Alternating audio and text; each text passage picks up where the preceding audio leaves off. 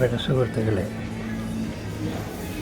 ഇന്നത്തെ പുസ്തക പരിചയത്തിൽ നമ്മൾ പരിചയപ്പെടുന്നത് ആൽബർട്ട് കാമൂസ് എന്ന് പറയുന്ന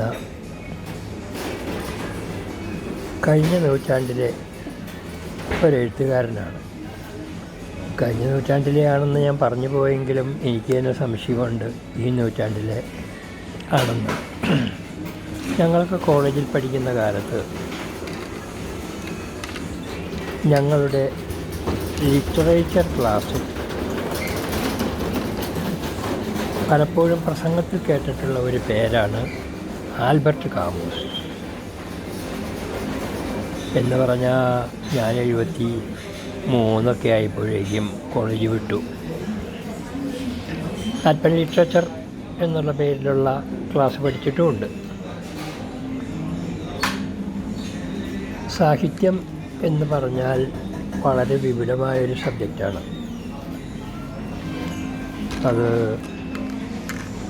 അതിൽ ചരിത്രമുണ്ട്, ഫിലോസഫിയുണ്ട്, വികാരങ്ങളുണ്ട്. ഒരുപാട് വിശാലമായ സബ്ജക്റ്റാണ്. ഞങ്ങൾക്ക് തന്നെ അറിയില്ല, അന്നും ഇന്നും അറിയില്ല. ഞാൻ ലിറ്ററേച്ചർ എന്ന സബ്ജക്റ്റിലാണ് ഞാൻ എൻ്റെ പഠിപ്പ് പൂർത്തിയാക്കിയത് എന്നിരിക്കലും ഇന്നും എനിക്കറിയില്ല എന്താണ് സാഹിത്യമെന്ന്. ഒരുപാട് ക്രിട്ടിക്സ്, വിമർശകർ അതിനെപ്പറ്റി പല അഭിപ്രായങ്ങൾ പറഞ്ഞിട്ടുള്ളതുകൊണ്ട് ഞങ്ങൾക്കറിയില്ല എന്താണ് സാഹിത്യമെന്ന്. എന്നെല്ലാം അറിയുകയും ചെയ്യാം. ജീവിതം പോലെ വിശാലമാണ് സാഹിത്യം. അതുകൊണ്ട് പുസ്തക പരിചയം എന്ന വിഷയം എന്നെ സംബന്ധിച്ച് വെറും ഒറ്റവാക്കിൽ ഒതുങ്ങുന്നതല്ല. പലരും കൂടി ഒന്നിച്ചിരുന്ന് വേറെ പണിയില്ലാത്തപ്പോൾ കുറച്ച് നേരം കളയുന്നതിനുള്ള ഒരു ചർച്ചാ വിഷയവുമായി ഒരു സബ്ജക്റ്റ്. അറിവുണ്ട്, ചരിത്രമുണ്ട്, വികാരമുണ്ട്, മനുഷ്യബന്ധങ്ങളുണ്ട്. ഇതെല്ലാം നമ്മുടെ നേരം പോക്കിൻ്റെ കൂടെ നമുക്ക് അറിവും ഉത്തേജകവുമാവും. ഇനി ആരാണ് ആൽബർട്ട് കാമൂസ് എന്ന് നമുക്കൊന്ന് നോക്കാം. ഈ പുസ്തകം ദെയർ ഫ്രംഡേ എന്ന് ജർമ്മനിൽ തർജ്ജമ ചെയ്യപ്പെട്ടിരിക്കുന്ന ഒരു പുസ്തകമാണ്. ഞാൻ പണ്ട് പറഞ്ഞിട്ടുണ്ടല്ലോ, എൻ്റെ കൂടെ ഇരിക്കുന്നവർ അല്പം ജർമ്മൻ ബാക്ക്ഗ്രൗണ്ടുള്ളവർ ആണെങ്കിൽ എളുപ്പമുണ്ട്. പല്ല് വയ്ക്കാത്തവർ തൊട്ട് പല്ല് പോയ അല്ലെങ്കിൽ വെപ്പ് പല്ലുമായി ഒന്നിച്ചു കൂടിയിരുന്ന് സമയം കളയാൻ തയ്യാറുള്ള എന്നെപ്പോലുള്ളവരുടെ പലരും ഒരു കൂട്ടായ്മയാണ് പുസ്തക പരിചയം.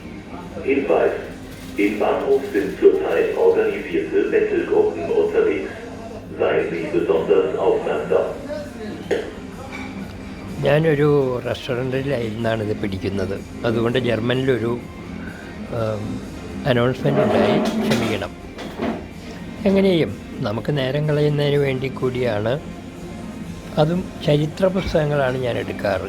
കാരണം ചരിത്രം പഠിക്കുമ്പോൾ നമ്മൾ നമ്മളെ തന്നെ പഠിക്കാറുണ്ട്. പഴയ കാലത്തിൽ നിന്ന് പുതിയ പാഠങ്ങൾ ഉപയോഗിച്ച് നമുക്ക് ജീവിതത്തിൽ അല്പമൊക്കെ ഉപകാരം ഉണ്ടാകുന്ന വിഷയങ്ങളാണ് ഞാൻ പലതും എടുക്കാറ്. കാരണം ഹിസ്റ്റോറിക്കൽ നോവൽസ് അല്ലെങ്കിൽ historical figures, historical writers, politicians കുറവേ ഞാൻ എടുക്കാറുള്ളൂ. അങ്ങനെ ആൽബർട്ട് കാമൂസ് എന്ന് പറയുന്ന എഴുത്തുകാരനെ പറ്റിയാണ് ഞാൻ ഒരു 5-10 മിനിറ്റ് നേരം നിങ്ങളുടെ കൂടെ കളയാൻ ശ്രമിക്കുന്നത്. ആൽബർട്ട് കാമൂസ് ഞാൻ അല്പമൊക്കെ സാഹിത്യത്തിൻ്റെ ബാക്ക്ഗ്രൗണ്ട് ഉണ്ടെന്ന് ചിന്തിച്ചിരുന്ന ഞാൻ പോലും ഈ പുസ്തകം കണ്ടു കഴിഞ്ഞപ്പോൾ എൻ്റെ ഒരു തെറ്റ് തിരുത്തുകയാണ്. ജർമ്മൻ എഴുത്തുകാരനാണെന്ന് ഞാൻ പണ്ട് ധരിച്ചിരുന്നു. എന്നാൽ ഇപ്പോൾ ആൽബർട്ട് കാമൂസ് എന്ന് പറയുന്ന ആൾ ആരാണെന്ന് നമുക്കൊരു 5 മിനിറ്റ് കളയാം. അതുകൊണ്ട് വലിയ നഷ്ടം വരാനില്ല. വേറെ തിരക്കില്ലാത്ത ആൾക്കാരാണല്ലോ എൻ്റെ കൂടെ ഇരിക്കുന്നത്.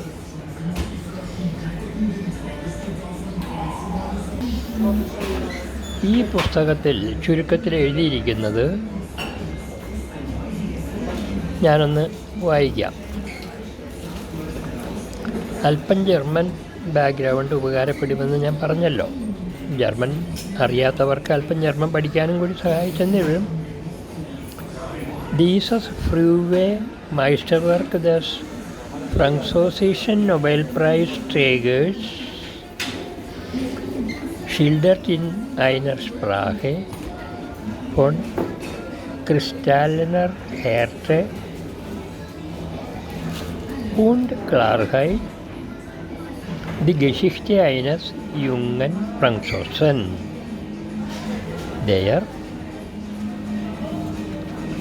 unter unerbittlichen Sonne Algeriens ohne Liebe und Teilnahme gleichgültig dahin lebt, bis in ein lächerlicher Zufall zum Mörder macht. In Scheitern einer scheinbar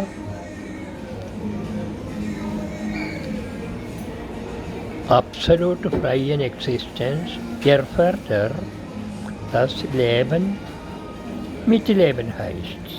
ഇത് മതിയാവും നമുക്കിന്നൊരു ചിന്താവിഷയമാക്കാനെഴുതും. അതായത് ഞാൻ കേട്ടിട്ടുണ്ട്, ഗൊയ്തെ പോലെയുള്ള ജർമ്മൻകാർക്ക് വളരെ ആരാധ്യനായ, ബ്രിട്ടീഷുകാർക്കും ചില ഇംഗ്ലീഷ് വിദ്യാർത്ഥികൾക്കും ഷേക്സ്പിയർ പോലെ തന്നെയും കേൾവി കേട്ട ഗൊയ്തെയുടെ വേർതർ എന്ന് പറഞ്ഞൊരു കഥാപാത്രമുണ്ട്. അതായത് ചെറുപ്പപ്രായത്തിൽ ഏതാണ്ടൊരു 15 വയസ്സ് തൊട്ട് 35 വയസ്സ് വരെയുള്ള കാലത്തിന് നമുക്ക് തൽക്കാലം യുവത്വം എന്ന് പറയാം. ഈ കാലഘട്ടത്തിൻ്റെ അവതരണമാണ് വെർദറിലും ഇതിലും ഇന്ന് നടക്കുന്ന കാശ്മീർ ആക്രമണം തൊട്ട്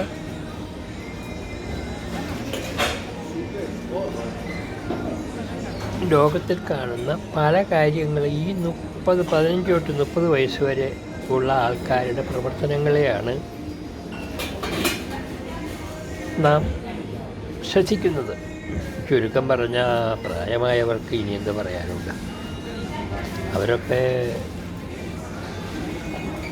ജീവിതത്തിൻ്റെ മറുവശത്തേക്ക് നീങ്ങുന്നവരല്ലേ, അവരിൽ നിന്നത് പഠിക്കാൻ.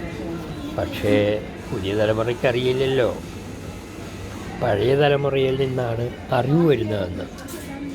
ഇനി ആൽബർട്ട് കാമൂസ് എന്ന് പറയുന്ന ആൾ ഫ്രഞ്ചുകാരനാണെന്നും അയാൾ നൊബേൽ പ്രൈസ് സ്വീകരിച്ചിട്ടുള്ള ആളാണെന്നും അയാൾ എഴുതിയിരിക്കുന്ന ഈ പുസ്തകത്തിൻ്റെ ഒറിജിനൽ പേര് ഫ്രഞ്ചിലായതുകൊണ്ട് കേൾവിക്കാരിൽ ഫ്രഞ്ച് അറിയാവുന്നവർ എന്നോട് ക്ഷമിക്കണം. എനിക്കറിയാവുന്നത് പോലെ മാത്രമേ എനിക്ക് വായിക്കാൻ പറ്റുള്ളൂ.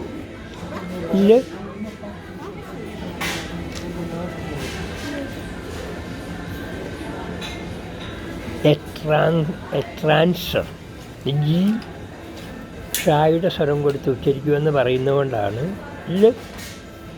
ട്രാൻസർ. അപരിചിതൻ എന്ന് പറഞ്ഞാൽ ഇതിലെ കഥാപാത്രം അൾജീരിയനിൽ ജീവിക്കുന്നെന്നും അവിടെ അയാളൊരു അപരിചിതനാണെന്നുമാണ് എനിക്ക് മനസ്സിലാകുന്നത്. ഇത് യാദൃച്ഛ്യമായി എൻ്റെ കയ്യിൽ വന്നു പേട്ട പുസ്തകമാണെങ്കിലും ഈ പല എഡിഷൻസ് ഉണ്ടായിട്ടുണ്ടെന്ന് ഞാൻ കാണുന്നു. അതായത് ഒറിജിനലിൻ്റെ പേരാണ് ഞാൻ വായിച്ചത്. അത് ജർമ്മൻ അറിയാൻ പാടില്ലെങ്കിൽ പോലും ഫ്രഞ്ച് അറിയാവുന്നവർക്ക് എന്നേക്കാൾ ഭംഗിയായിട്ട് ഉച്ചരിക്കാം. ഇനി ഇത് കണ്ടോ, ഇതിന് 6 എഡിഷൻസ് ഉണ്ടായിട്ടുണ്ട്. അവസാനത്തെ എഡിഷൻ 1979 വന്നത്. അപ്പോൾ ചുരുക്കം പറഞ്ഞാൽ 73 മറ്റോ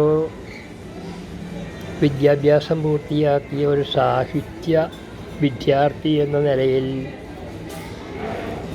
എന്നെ സംബന്ധിച്ച് ഈ പുസ്തകത്തിന് 1979-ലും 20-ാം നൂറ്റാണ്ടിൻ്റെ ഉത്തരാർദ്ധത്തിൻ്റെ അവസാനത്തിൽ പോലും വായനക്കാരുണ്ടായിരുന്നെന്ന് നാം മറക്കരുത്.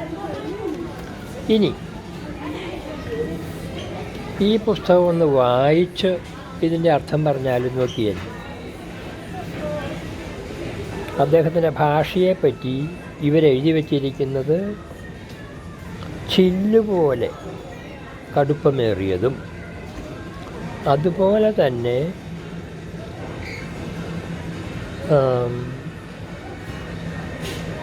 എന്താ കൃത്യമായി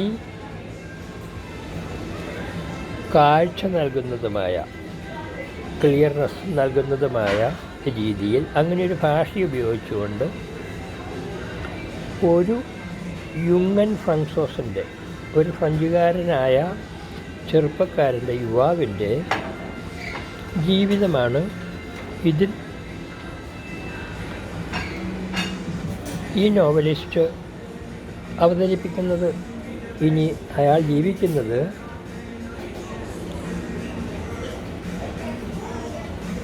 നല്ല ചൂടുള്ള അൾജീരിയയിൽ സ്നേഹം വളരെ കുറച്ച് മാത്രം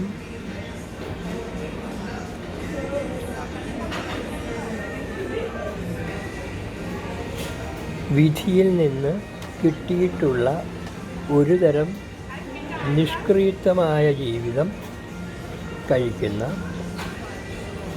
ഒരു യുവാവ്. ഇതിന് ആ കാലത്ത് എക്സിസ്റ്റൻഷ്യലിസം എന്നൊരു വാക്ക് ഞങ്ങളൊക്കെ പഠിക്കുന്ന കാലത്ത് കേട്ടിട്ടുണ്ട്. ഹൈഡഗർ തൊട്ട്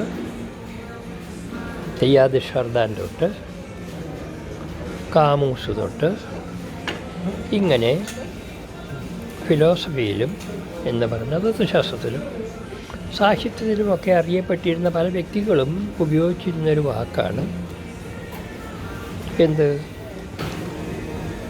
എക്സിസ്റ്റൻഷ്യലിസം എന്ന് പറഞ്ഞാൽ അതിന് തർജ്ജമ പലരും എഴുതിയിട്ടുണ്ടാവുമായിരിക്കും.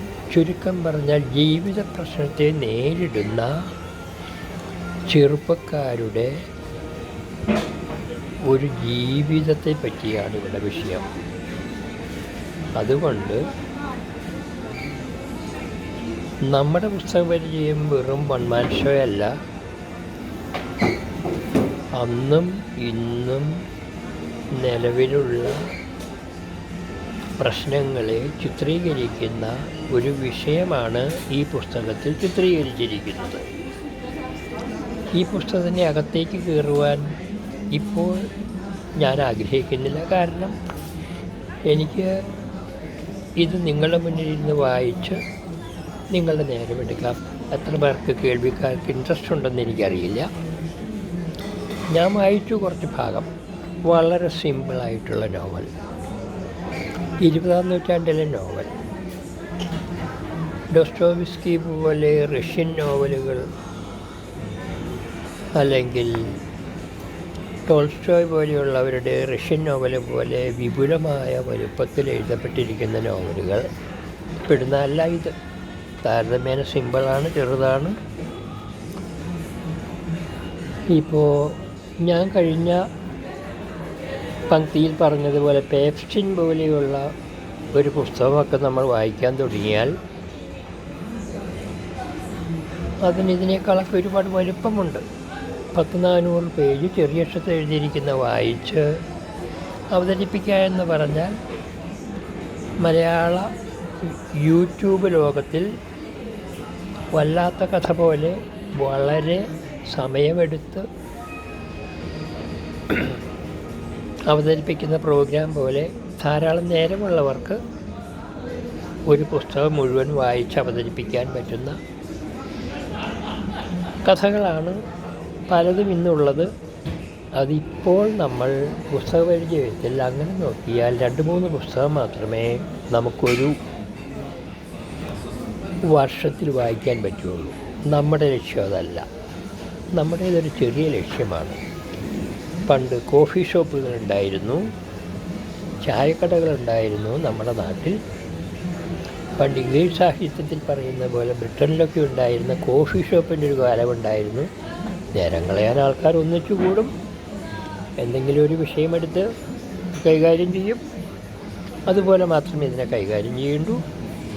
അതുകൊണ്ട് ഈ പുസ്തകത്തെപ്പറ്റി കൂടുതൽ താല്പര്യമുള്ളവർ, ആരെങ്കിലും കാഴ്ചക്കാരോ കേൾവിക്കാരോ ഉണ്ടെങ്കിൽ ഇതിലേക്ക് കമൻറ്റുകൾ ഇട്ടാൽ ഞാനത് കൂടുതൽ നേരമെടുത്ത് അടുത്ത ഫസ്റ്റ് ചാപ്റ്ററിലേക്കൊക്കെ കയറി കുറച്ചുകൂടി കുറച്ച് ഞാൻ വായിച്ചു. നിങ്ങൾക്ക് ഇൻട്രസ്റ്റ് ഉണ്ടെന്ന് കണ്ടാലല്ലേ എനിക്ക് നേരം കളയാൻ താല്പര്യമുള്ളൂ. ഇത് ആക്കാൻ എനിക്കിഷ്ടമില്ല. അതുകൊണ്ട് എൻ്റെ നമ്പർ ഞാൻ താഴെ തരാം. താല്പര്യമുള്ളവർക്ക് ഈ നമ്പറിൽ കമൻ്റ് ഇടുക. ഇപ്പം ഞാൻ ജർമ്മനിയിൽ നിന്ന് വിളിക്കുന്നത് കൊണ്ട് 0049-152-19,000 എന്ന് പറഞ്ഞാൽ 1900-391-391. ഈ നമ്പറിൽ നിങ്ങൾക്ക് താല്പര്യമുള്ളവർക്ക് എന്നെ വിളിക്കാം. ഇതിനിടയിൽ കമൻ്റ് ഇടാം. എല്ലാം പോസിബിളാണ്. താല്പര്യക്കാരുണ്ടെങ്കിലല്ലേ നമുക്ക് നേരം കളയാൻ സന്തോഷമുള്ളൂ. തൽക്കാലം ഞാൻ ഈ പങ്ക്തി നിർത്തുകയാണ്. താല്പര്യമുണ്ടെങ്കിൽ കമൻ്റ് ചെയ്യാം. ഇഷ്ടമാകാത്തവർ ഇതൊന്ന് നേരെയാക്കിയാൽ നല്ലതാണ് എന്ന് പറയുന്നതിലും എനിക്ക് സങ്കടമൊന്നുമില്ല. മെച്ചപ്പെടുത്താനുള്ള കമൻസ് ഉണ്ടെങ്കിൽ പറയാം. തൽക്കാലം ഞാൻ നിർത്തുകയാണ്. Thank you.